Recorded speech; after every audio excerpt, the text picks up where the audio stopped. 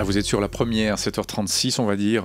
Essayez, pas pu. L'équipe suisse ne s'est donc pas qualifiée pour les quarts de finale du mondial brésilien après sa défaite 1-0 face à l'Argentine hier soir à Sao Paulo. Heureusement, on va dire, il y a un autre quart de finale qui se profile où vont figurer à coup sûr deux Suisses, Wawrinka, Federer, cet après-midi à Wimbledon à 16h30. Il y aura donc un Suisse à coup sûr là aussi en demi-finale. Des sportifs, que ce soit les tennismen ou les footballeurs, qui portent très haut les couleurs de la Suisse. Quelle image transmettent-ils à l'étranger? Comment capitaliser sur l'image de ces sportifs? Le plaisir de recevoir ce matin Nicolas Bidault. Bonjour. Bonjour. Directeur de présence suisse, organe fédéral de la promotion de la Suisse à l'étranger. Il y avait comme à Sochi une maison suisse, il y a toujours une maison suisse à Rio qui, paraît-il, fonctionne bien. Vous nous avez dit pas mal de médias hier encore. Oui, il y avait 15 télévisions qui voulaient absolument voir la Suisse battre l'Argentine parce que c'était un peu notre chance. Les Brésiliens n'aiment pas du tout les Argentins. Oui, il y a un peu de schadenfreude. Comment est-ce qu'on capitalise sur les sportifs en général? J'allais dire, il y a les footballeurs jusqu'à hier soir, il y a Federer et Wawrinka cet après-midi à Wimbledon. Le foot, on n'en vendait pas tellement du foot à présent suisse. Maintenant, ça a un peu changé avec ce mondial? C'est un peu changé tout d'abord parce qu'on joue beaucoup mieux. L'équipe de Suisse est stable, elle gagne, elle intéresse les médias d'un côté. Et puis le foot, finalement, c'est un peu plus facile, je dirais, que les Jeux Olympiques parce qu'on a une équipe, c'est le pays qui joue, c'est moins des individualités. Et puis il y a le bon cocktail en communication. C'est un sport global. Je dirais que les citoyens aujourd'hui aiment les choses globales, les grands rendez-vous globaux qui durent. Et d'un autre côté, ils ont un peu mal à leurs racines.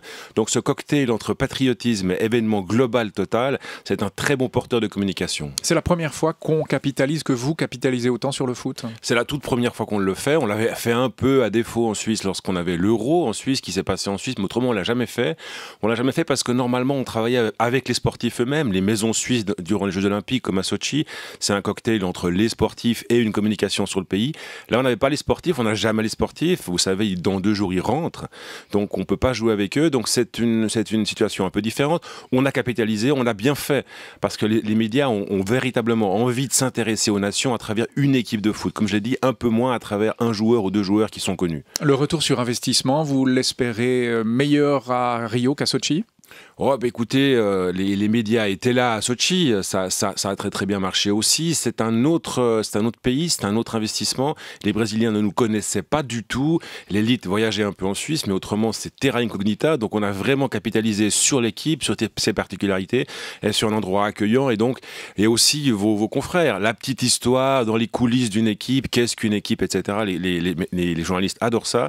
On a capitalisé, ça fonctionne. C'est une terre d'avenir. Moi, j'ai déjà les yeux sur l'Euro 2016, il faut se qualifier, mais positionner la Suisse avec l'équipe de Suisse en France, à Paris par exemple, c'est une opération qui m'intéresse déjà. Oui, on imagine. Nicolas Bidault, quelle valeur mettez-vous en avant, quelle valeur avez-vous mise en avant durant ce mondial brésilien? Quelle valeur suisse?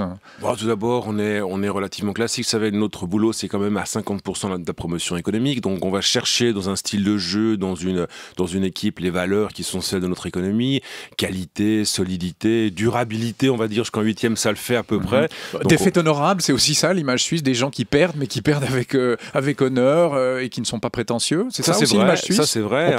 On peut vendre ça comme image. Moi je pense qu'on a un peu ce demi-glamour. La Suisse fonctionne un petit peu comme ça. Trop de glamour, c'est pas terrible en com parce qu'on va tomber dans l'arrogance. Demi-glamour, ça je suis sûr que l'expression va rester là. Oui, il y a ce côté, ok, on est assez glamour pour être intéressant, on est fort, on a des belles gueules, on a une équipe, mais à la fin on se la pète pas trop parce qu'en com ça vous retombe dessus. Federer, c'est en quelque sorte aussi un demi-glamour. Il est beau, il est fort, mais il se la pète pas trop. Et je crois que c'est une valeur qui fait avancer un message, qui intéresse en tout cas le public par rapport à une équipe. Et Wawrinka, il est demi-glamour aussi? Wawrinka, je pense qu'il est un autre type de demi-glamour. Il est quand même roman, quoi. Le roman a ce petit bling-bling en plus, au-delà du demi-glamour. Ouais. Le Swiss Made, c'est aussi ça que vous voulez défendre au Brésil. On connaît peut-être moins bien les montres ou le Swiss Made qu'ailleurs. La Chine, par exemple. Le Swiss Made, c'est essentiel. Avec le Swiss Made, on est capable de mettre 20% de plus sur un produit en comparaison internationale. Donc c'est essentiel. Le Swiss Made n'existe pas du tout au Brésil. Des pays comme l'Allemagne ont un Germany made, l'Allemagne existe, c'est une concurrente dans beaucoup de secteurs. Donc le Swiss made, il est là, on attire les gens avec le foot, on leur donne un petit peu à manger de la Suisse, etc. Puis derrière, on arrive avec un Victorinox, avec une Hublot, pour montrer effectivement ce Swiss made, pour construire une image avec le football, pour défendre nos intérêts économiques et scientifiques. Le Swiss made pourrait a priori paraître paradoxal, alors qu'on a l'équipe la plus multiculti, des gens issus de plein de nations, et c'est tant mieux d'ailleurs sur le plan du foot. Il n'y a pas un paradoxe là, à défendre le Swiss made avec l'équipe la plus multiculturelle? Enfin, comment vous en sortez là au niveau de l'image? Bon, d'une manière générale, il y a un certain nombre de clichés négatifs qui écornent d'une certaine manière le Swiss made. Les banques pendant longtemps, aujourd'hui c'est de moins en moins le cas. Et puis c'est vrai, quelques votations qui pourraient faire penser que la Suisse est xénophobe, raciste, isolée au milieu de l'Europe. Et ça, c'est pas bon. Et je dois dire que cette équipe, c'est vrai que cette équipe nous permet de communiquer différemment, de montrer qu'effectivement on est un pays dans l'intégration avec des étrangers qui apportent un plus. Donc ça me permet de corriger, même si il y a eu pas mal d'articles un peu négatifs, notamment... Même la BBC, hein, je vois la BBC a décrit hier une improbable Nati qui irriterait certains Suisses, j'ai l'article sous les yeux, Switzerland's Unlikely World Cup Heroes. Donc la BBC s'étonne en fait, après le 9 février, qu'on ait une équipe aussi multiculturelle. Ouais, et moi, bon, ça me plaît parce qu'a priori, ça pourrait être négatif cet article. Mais après, effectivement, je pense que le lecteur, l'anglais qui lit ça, se dit, tiens, en fait, les Suisses, c'est pas comme je pensais, c'est plus complexe. Il y a véritablement une société qui doit jouer la carte, qui doit et qui peut faire que jouer la carte de l'étranger. Donc, c'est pas si simple, c'est pas un peuple tout à fait suisse à 100%, etc. Donc, ça diversifie, ça rend le débat plus complexe. Et au fond, ça nous renvoie à nos débats depuis quelques mois qui sont complexes sur la place des étrangers dans ce pays. Et c'est pas mal ce genre d'article parce que ça permet de lancer le débat aussi à l'étranger. Mais posons la question simplement, est-ce que ce qu'on a vu durant ce mondial avec cette équipe-là peut rectifier aussi l'image que la communauté internationale a pu avoir de la Suisse après le 9 février? Est-ce qu'on peut en mesurer concrètement les effets? Bon, je pense qu'on peut pas en mesurer à l'heure actuelle les effets, mais c'est aussi à nous peut-être de jouer cette carte de la communication. Moi, ce qui m'intéresse dans cette équipe de Suisse, d'abord, c'est qu'elle est bonne, mais après, c'est pas tant que ces noms que la plupart des joueurs ont des origines étrangères. Ce qui m'intéresse, c'est que ces joueurs-là pouvaient choisir. La plupart du temps, c'est des doubles nationaux. Ils auraient pu jouer pour la Croatie, le Kosovo, l'Albanie. Eh ben non, ils l'ont pas fait. Ils ont décidé de jouer pour la Suisse. Et ça, c'est un geste important. Et ce genre de communication m'intéresse. Un tel enthousiasme, là, c'est plutôt suisse-au-suisse comme question. Est-ce qu'un tel enthousiasme pour l'équipe de Suisse peut aboutir, selon vous, sur des votes moins anti-étrangers en Suisse lors de prochaines votations? Autrement dit, est-ce qu'il y en a peut-être qui vont retourner leur veste? Moi, je pense que oui, mais encore une fois, il faut tout d'abord continuer le débat, hein, parce c'est volatile, le foot, le sport, on pourrait arrêter le débat parce qu'on est disqualifié, non, on est éliminé. C'est important de continuer le débat. Je pense que ce que je viens de dire avant est important. Pourquoi on ne met pas en avant davantage le choix de ces joueurs, quoi, qui vivent dans ce pays depuis longtemps et qui savent pertinemment que la place de l'étranger en Suisse pose parfois débat. Ils font le bon choix, enfin en tout cas en ce qui concerne la Suisse, ils jouent pour nous.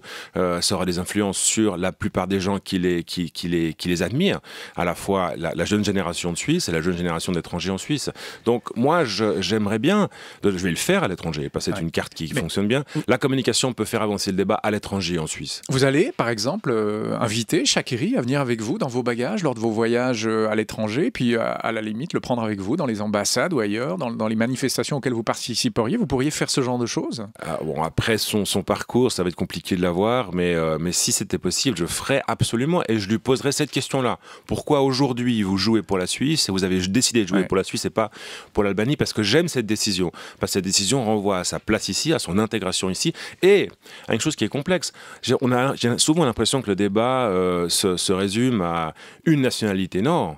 Aujourd'hui, on est tous multinationales et c'est possible de vivre avec plusieurs racines. Et vous ça, aussi d'ailleurs. Et moi aussi, je suis né à Prague et je vous parle ici avec un accent genevois, quoi.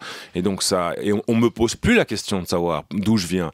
Il y a un certain nombre d'étrangers qui ont été intégrés, donc la dynamique dans le débat, c'est important, l'histoire et la perspective. Est-ce qu'on peut à la fois voter UDC et soutenir des équipes composées de joueurs naturalisés? En tout cas, je pense que lorsqu'on est dans ces moments où il faut voter pour ou contre de l'intégration, je pense qu'il faut pas se laisser prendre, je dirais, dans l'actualité immédiate. Il faut prendre du recul. Et la prochaine votation, j'espère qu'on se rappellera qu'un Shaqiri a mis 3 buts Contre le Honduras, il aurait pu en foutre un hier, ça aurait été un peu mal. Effectivement, comme vous dites. Bon, il y a une petite polémique, là on revient à des choses plus terre à terre, ou disons vigne dans la terre, polémique dans la maison suisse concernant l'absence de vin suisse. Il y en avait pour les invités, mais il n'y en avait pas comme ça à disposition. Vous étiez épinglé par le Nouvelle Liste, notamment par quelques encaveurs. Avec le recul, quelques jours, vous auriez pu mieux faire, plus insister, là, Nicolas Bidault? On ne peut pas, le règlement nous interdit de gérer nous-mêmes nos restaurants. Il faut toujours trouver un deal avec un commerçant local. Le responsable du restaurant a estimé que... Vous ne rejetez pas la responsabilité là? Non. Écoutez, je ne peux pas moi-même avoir mon restaurant. À partir de là, je dois avoir un deal. Le restaurateur n'était pas intéressé par les vins suisses. Il pensait qu'il ne ferait pas de commerce avec ces vins-là. Dans ces moments-là, on fait quoi? On va choisir des vins qu'on va offrir de manière à pouvoir jouer sur l'image. C'était du vaudois là. C'était du vaudois. C'est un deal qu'on a eu avec les vins vaudois. Bon, et à partir de là, je fais mon deal parce que du moment où les leaders d'opinion arrivent à la maison suisse, je leur offre du chasselas, du pinot noir, du vionnier. Je fais mon travail. Ce qui est important, c'est pas forcément les vins qu'on va vendre. Ce qui est important, c'est ce qu'on va faire avec l'image. Le nombre de fois où j'ai trinqué face à la caméra à TV Globo, qui est la plus grande TV brésilienne avec du vin suisse, ça c'est une vraie opération. On peut pas être gagnant à tous les coups. On avait du vin suisse à Sochi parce que le marché était intéressé au vin suisse. Le Brésil, c'était une nouvelle terre. J'estime qu'après ce qu'on a fait là, j'aurai peut-être dans 2 ans dans le restaurant suisse du vin suisse. C'est pas si simple la vente de vin suisse à l'étranger. Ça a ricané sur les réseaux sociaux. Là, c'était pas terrible en termes d'image. Là, vous le reconnaissez peut-être sur ce coup-là. Ben non, parce que regardez, là, c'est un vrai débat, quoi. C'est pas le vin suisse, ça ne porte pas comme ça. C'est du travail, c'est du positionnement. Donc moi, j'appelle tous les producteurs de ce pays à travailler avec nous pour avoir une image. On n'a pas d'image aujourd'hui en termes de vin à l'étranger. Il faut la construire. Je le fais avec tout ce que j'ai et tout l'amour que j'ai pour le vin. Mais à la fin, je suis un communicateur et un commercial. Et je sais que c'est pas en proposant des vins très très chers sur une carte que je vais faire avancer le schmilblick. Donc votre appel aux producteurs de vin, non, parce que là on touche à un sujet quasiment politique, c'est proposez-moi des vins un peu moins chers, un peu plus exportables. Enfin, c'est quoi vous exigez quoi de leur part? Non, je pense comme on l'a fait à Milan. À Milan, on était avec la Maison Suisse il y a 2 mois. On avait plein de vins suisses, plein de vins valaisans. Ça a bien fonctionné. Je pense qu'il faut choisir ses marchés tout d'abord. On doit avoir des produits niches parce qu'on n'a pas assez de volume. Donc un produit niche sur les bons marchés et une bonne communication globale. Si chaque producteur elle est pas fait bonne là maintenant. Elle est pas bonne. Pour l'instant, elle progresse. Je discute avec Swiss Wine Promotion. Je vais voir Gilles Besse cet après-midi pour justement voir comment on pourrait travailler ensemble. Il faut des produits de niche, cibler ces marchés, et là on avancera. Les Autrichiens l'ont fait, on peut le faire. Regardez, ils ne sont même pas qualifiés au mondial. Et puis ils avaient du vin avec de l'antigel il y a 30 ans, les Autrichiens. Exactement, ils sont partis de rien, ils sont là, c'est possible.